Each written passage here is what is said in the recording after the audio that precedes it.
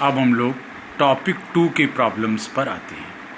Topic 2 में आप लोगों ने जो ऑब्जेक्टिव टाइप क्वेश्चंस में सबसे पहला क्वेश्चन पूछा है, क्वेश्चन नंबर 2 क्या है? On putting dielectric substance between two positive charge put in the air the value of repulsion force between them. यानी डाइलेक्ट्रिक सब्सटेंस दो पॉजिटिव चार्ज के बीच में डालने पर रिपल्सन फोर्स जो है वो क्या होगा?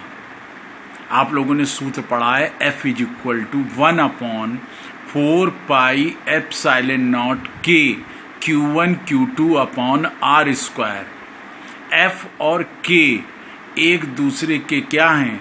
व्युत्क्रमानुपाती, यानी K बढ़ेगा तो F घटेगा। ठीक है, K घटेगा तो F बढ़ेगा। यहाँ पर पहले K की वैल्यू क्या थी? 1, बाद में डाइलेक्ट्रिक सब्सटेंस डाल दिया तो K की वैल्यू क्या हो गई? बढ़ गई। K का मान बढ़ने के कारण जो रिजल्टेंट फोर्स है वो क्या हो जाएगा? डिक्रीज हो जाएगा।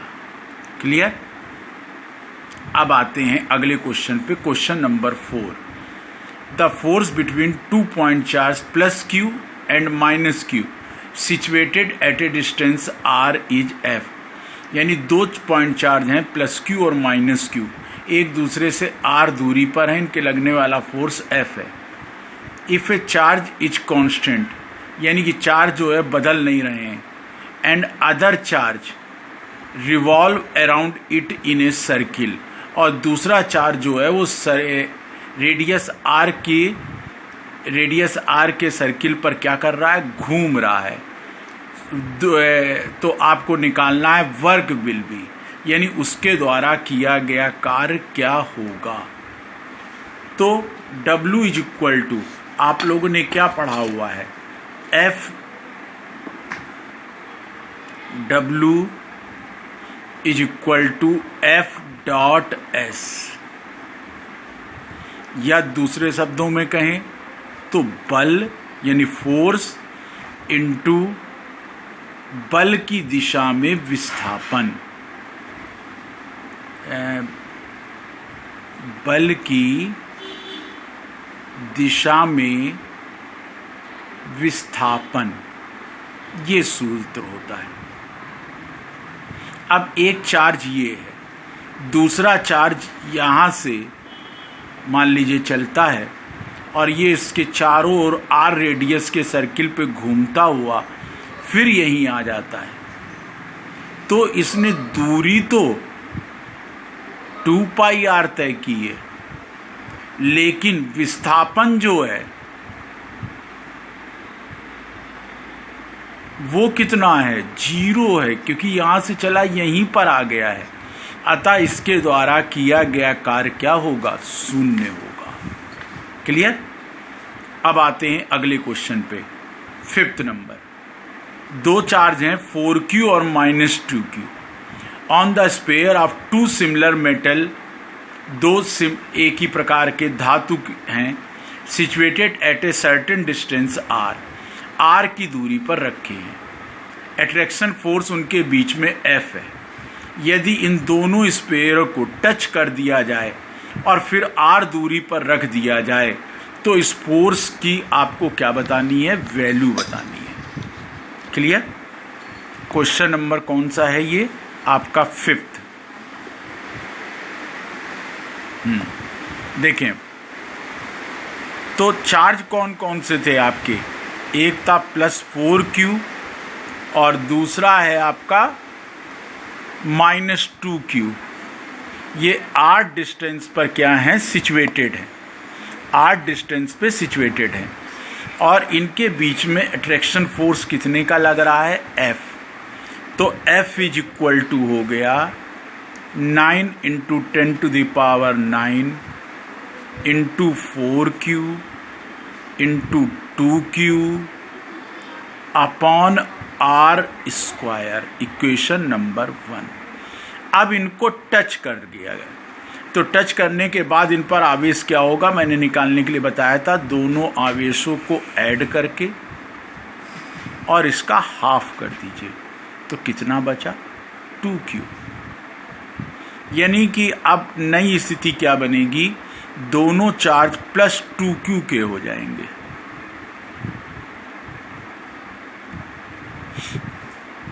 सॉरी, चार्ज था कितना, 4q और -2q, तो इनको जोड़ करके आधा कर दिया, कितना निकल के आया 2q। तो प्रत्येक पार्टिकल पे कितना रह जाएगा आपका qq, और टोटल कितना हो जाएगा 2q। तो अब इनके मध्य में लगने वाला बल क्या होगा, F1 is equal to 9 × 10⁹ into q upon r square. Equation number 2। Equation first में 2 से क्या कर दें, डिवाइड कर दें। डिवाइड करेंगे तो क्या निकल कर आएगा आपका 9 × 10⁹, ये तो कट जाना है, r स्क्वायर कट जाना है, ऊपर आएगा 8q², नीचे आएगा q²। q² से q² कैंसिल हो जाएगा, क्या आ जाएगा 8। यानी कि बाद में जो बल है पहले वाले बल का 1/8 भाग हो जाएगा, पहले वाले बल का 1/8 भाग हो जाएगा। क्लियर। इसमें आंसर दिए F, F/4, F/2, F/P। मेरे ख्याल से ये गलत है, यही वाला आप सुधार के इसे F/8 कर लीजिएगा, क्योंकि P का कोई मतलब ही नहीं है। क्लियर। अब आते हैं अगले क्वेश्चन पे, क्वेश्चन नंबर 6 पे। क्वेश्चन नंबर 6 के लिए सबसे पहले हम लोगों को क्या करना होगा, क्वेश्चन पहले पढ़ते हैं। सब लोग क्वेश्चन पढ़ लें पहले। क्या है question, A charge Q is put on the mid point of the line joining two same charge Q and Q. It will be the system balance of 3 charge if the value of small q will be। ठीक, तो अब इस question को आके समझते हैं। इधर question number 6 पे आते हैं। अब आपके 2 चार्ज हैं और दोनों पर कौन सा आवेश है, +q और +q। इसके मिड पॉइंट पे एक स्मॉल q चार्ज रख दिया गया है, इसके मिड पॉइंट पर एक स्मॉल चार्ज q रख दिया गया है। कह रहा है इसको सिस्टम बैलेंस रहे तो q का मान बताना है। मान लिया ये डिस्टेंस है r, ये डिस्टेंस है r। तो सबसे पहले ये देखेंगे कि इस चार्ज की यानी नेचर क्या होगा, कि ये पॉजिटिव होगा कि निगेटिव होगा। ये कैसे पता चलेगा, ये यानी कि हमको ये देखना है कि ये तीनों चार्ज स्टेबल रहें। तो अगर ये पॉजिटिव चार्ज है तो ये इसको क्या करेगा, यानी कि एक एक चार्ज पे हम बल देख लें। मान लीजिए ये पॉजिटिव चार्ज हमने बीच में रखा, तो अब इस पे क्या होगा, ये चार्ज इसको क्या करेगा, इधर की ओर धकेलेगा रिपल्सन फोर्स के कारण। ये वाला चार्ज इसको जो है इधर की ओर धकेलेगा, तो ये चार्ज स्टेबल न रहकर इधर की ओर चला जाएगा। अब आते हैं इस पे बल। इसी प्रकार जैसे इस पे चेक किया, इसके कारण ये इधर जाएगा, इसके कारण भी इधर जाएगा, यानी ये भी स्टेबल नहीं रहेगा। इसके कारण ये इधर को जाएगा, इसके कारण ये इधर को जाएगा। ये दोनों बल विपरीत में आएंगे, तो ये स्टेबल हो सकता है, लेकिन ये दोनों स्टेबल नहीं हो पा रहे हैं। अतः ये चार्ज पॉजिटिव तो हो ही नहीं सकता। इसका मतलब कौन सा हो सकता है, निगेटिव।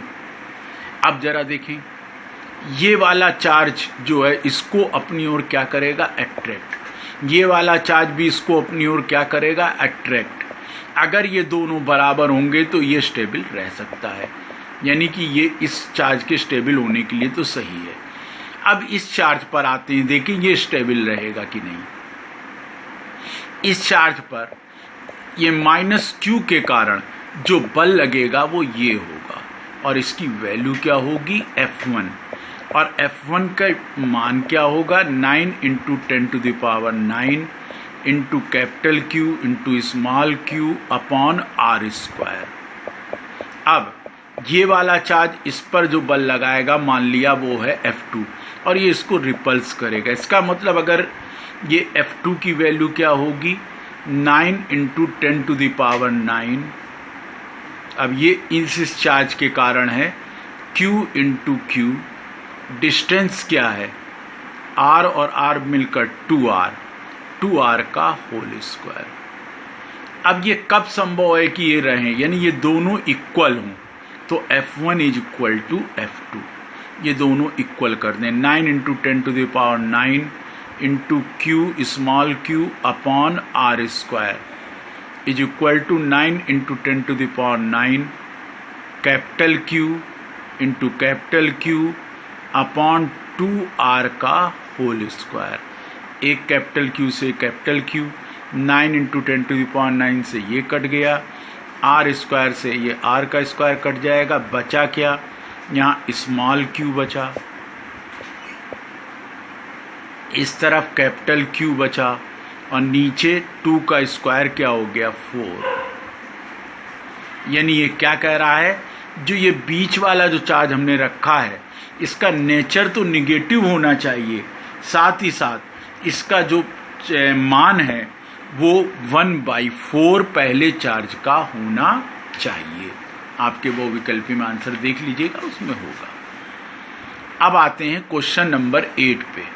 क्या कहता है, 2 charge of 10 microcoulomb and 5 microcoulomb have been put at 20 centimetre far.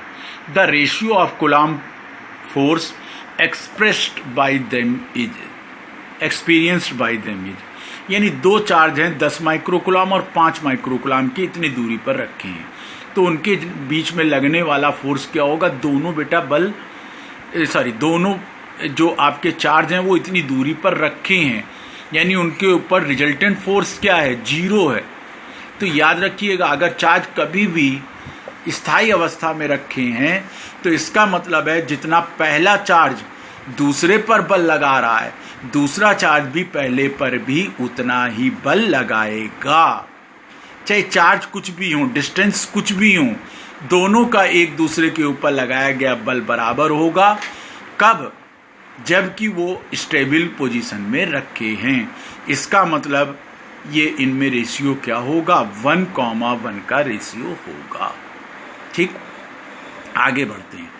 If Q1 and Q2 is a point charge of such that Q1 into Q2 is greater than 0, what is the nature of between two charge?